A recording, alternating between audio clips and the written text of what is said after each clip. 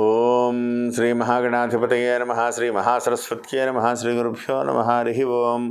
సదాశివసమారంభాం శంకరాచార్యమధ్యమామస్మదాచార్యపర్యంతాం వందే గురుపరంపరాం.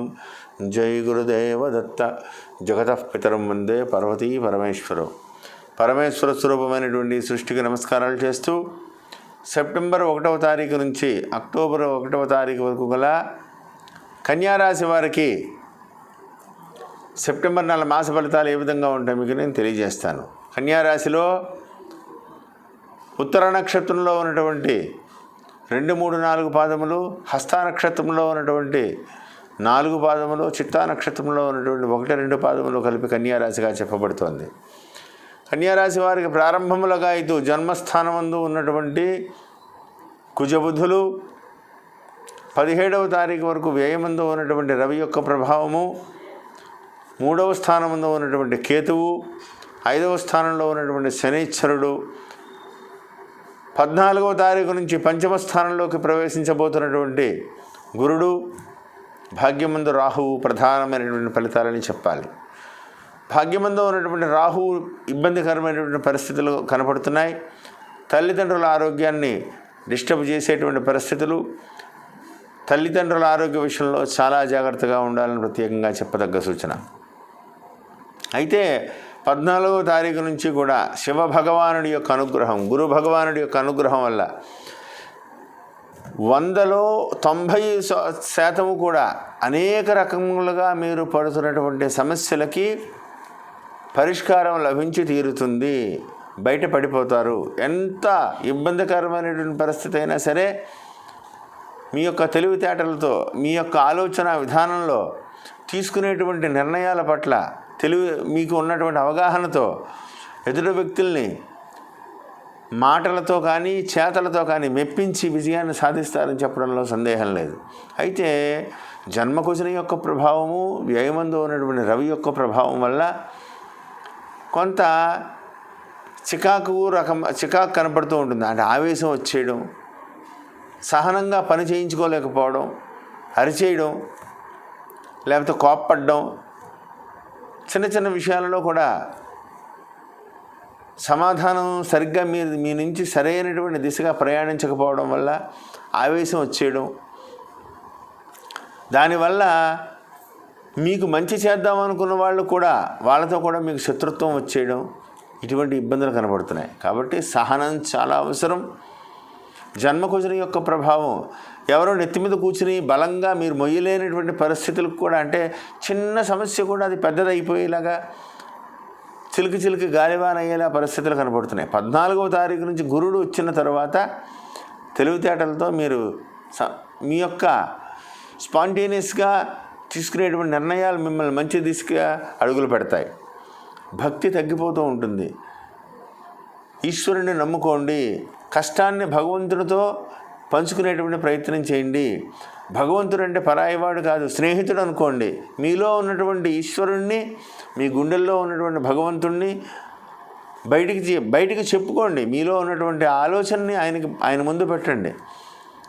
అంతే తప్ప నేను చాలా చేసేసాను, నాకేం చేయలేదు భగవంతుడు అని కనుక మీరు ఆలోచిస్తే చాలా తప్పు అవుతుంది. ఈశ్వరుడికి దూరంగా ఉండకండి, భగవంతుడికి దగ్గరగా వెళ్ళకండి. నవమందు ఉన్నటువంటి రాహు యొక్క ప్రభావం ఇబ్బందిగా ఉన్నది కాబట్టి తల్లిదండ్రుల ఆరోగ్య విషయంలో జాగ్రత్త వహించండి. సోదర స్థానంలో ఉన్నటువంటి స్థితిగతులు కూడా శుభాశుభ మిశ్రమంగా ఉన్నాయి. వాదోపవాదాలు పెట్టుకోవద్దు, ఆవేశపరమైనటువంటి నిర్ణయాలు తీసుకోవద్దు. ప్రతి విషయంలోనూ కూడా జాగ్రత్తగా ఉంటే అనేక రకంగా మీరు రాబోయేటువంటి రోజుల్లో విజయం సాధిస్తారు. విద్యార్థులకి సామాన్యంగా ఉంది. కష్టపడకపోతే అనుకున్నటువంటి స్థానానికి మీరు చేరలేరు. కాబట్టి ఈ నెలలో చాలా కష్టపడండి. రాబోయేటువంటి రోజుల్లో అది మంచి దిశగా అడుగులు పడతాయని చెప్పడంలో సందేహం లేదు. వ్యాపారస్తులకి, రియల్ ఎస్టేట్ రంగంలో ఉండేటువంటి వ్యాపారస్తులకైతే బాగుంది. కన్స్ట్రక్షన్ రంగంలో ఉన్న వాళ్ళకైతే సామాన్యమైనటువంటి ఫలితాలని చెప్పాలి. భూ సంబంధమైనటువంటి వ్యాపారం చేసేటువంటి వాళ్ళకి, పొలాలు లేదా సైట్లు, ఒక ప్లాట్ల కింద చేసి అమ్మేటువంటి వాళ్ళకైతే అనుకూలమైనటువంటి పరిస్థితులని చెప్పాలి. అదేవిధంగా ఉద్యోగస్తులకి అకాల భోజనం. ఎంత కష్టపడ్డా మీ యొక్క టాలెంట్ని, ఇంకా నీ దగ్గర పని ఉంది కదా, ఇంకా నువ్వు పని చేయొచ్చు కదా, చేసినటువంటి పనికి అప్రిసియేషన్ పోయి ఇంకా పని ఒత్తిడి పెరిగేటువంటి అవకాశం కనబడుతోంది. దానికి ఒక రకంగా స్వయంకృతాపరాధం అనే చెప్పాలి. సాధారణంగా మీరేంటి ఎంత వచ్చినా నాకు ఎంత వచ్చు అని చెప్పేసి తెలిసి కొద్దిగా ఓవర్గా మీరు ఎక్స్పోజ్ చేసుకుంటారు ప్రతి విషయంలోనూ కూడా.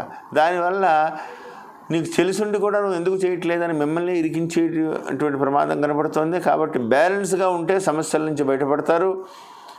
ఆరోగ్య విషయంలో మాత్రం చాలా జాగ్రత్తగా ఉండాలి. రక్త సంబంధమైనటువంటి అంటే బీపీ, షుగర్ ఇలాంటి వాళ్ళు ఉన్నట్లయితే కనుక చాలా జాగ్రత్తగా ఉండాలి. జన్మకుజుడు, వ్యయరవి రోగస్థానం మీద ఉండేటువంటి ప్రభావం కొద్దిగా ఇబ్బందిగా ఉంది కాబట్టి జాగ్రత్తగా ఉంటే సమస్యలు జటిలం అవ్వకుండా తీరిపోతాయి. సెల్ఫ్ డ్రైవింగ్ని అస్సలు చేయొద్దు. దూర ప్రాంతాలకు ప్రయాణం చేసేటువంటి విషయంలో కూడా రాత్రిపూట ప్రయాణాలు విరమించుకోండి. అసాధారణమైనటువంటి పనులు చేసేటువంటి పరిస్థితులు ఈ సమయం అనుకూలంగా లేదు.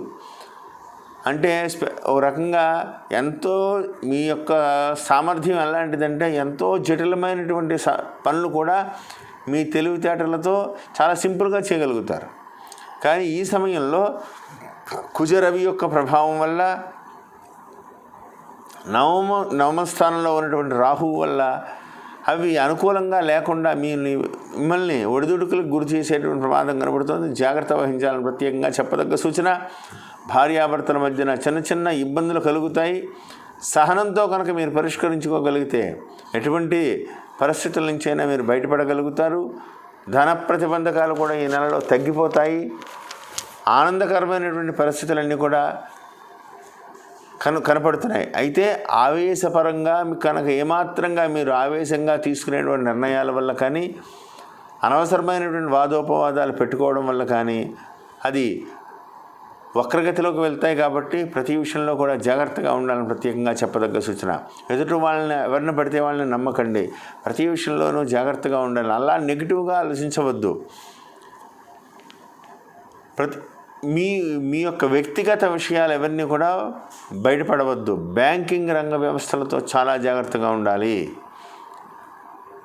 ఫ్రాడ్స్ జరగకుండా ఓటీపీలు అవి ఇలాంటివి చెప్పి మిమ్మల్ని ఫ్రాడ్స్గా ఇరికించేటువంటి అవకాశాలు కూడా కనబడుతున్నాయి. ప్రతి విషయంలోనూ కూడా జాగ్రత్తగా ఆలోచించి ముందుకు వెళ్ళాలని ప్రత్యేకంగా చెప్పదగ్గ సూచన. మిలిటరీ రంగంలో ఉండే వాళ్ళకి చాలా జాగ్రత్తగా ఉండాలి. పదునైనటువంటి ఆయుధాలతో పనిచేసేటువంటి వాళ్ళకి ఇంకా జాగ్రత్తగా ఉండాలి. అగ్ని సంబంధమైనటువంటి స్థానాల్లో బాయిలర్సు ఇట్లాంటివంటి అగ్ని సంబంధమైనటువంటి స్థానాలు వెల్డర్సు ఇలాంటి పనులు చేసేటువంటి వాళ్ళు ఇంకా జాగ్రత్తగా ఉండాలి.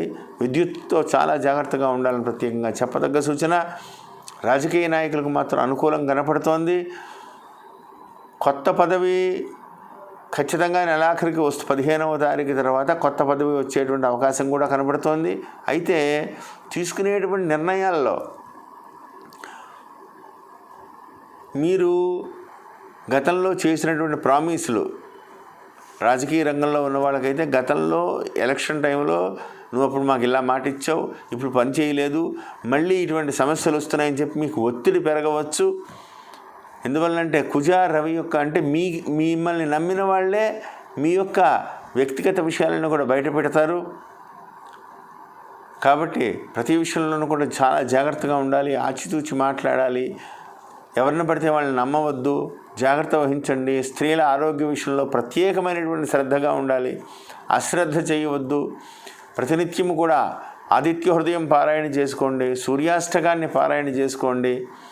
దక్షిణామూర్తి స్తోత్రాన్ని చదువుకోండి. మంగళవారం రోజున సుబ్రహ్మణ్యేశ్వర స్వామి వారికి పంచామృతాలతో అభిషేకం చేయించుకుని మంచి ఆలోచనతో కనుక మీరు ముందుకు వెళ్తే విజయ పరంపర కొనసాగుతుంది. నేను చెప్పిన పరిహారాలను చేసుకుని ముందుకు వెళ్తారని కోరుకుంటూ జై గురుదేవ దత్త. శుభం భూయాత్.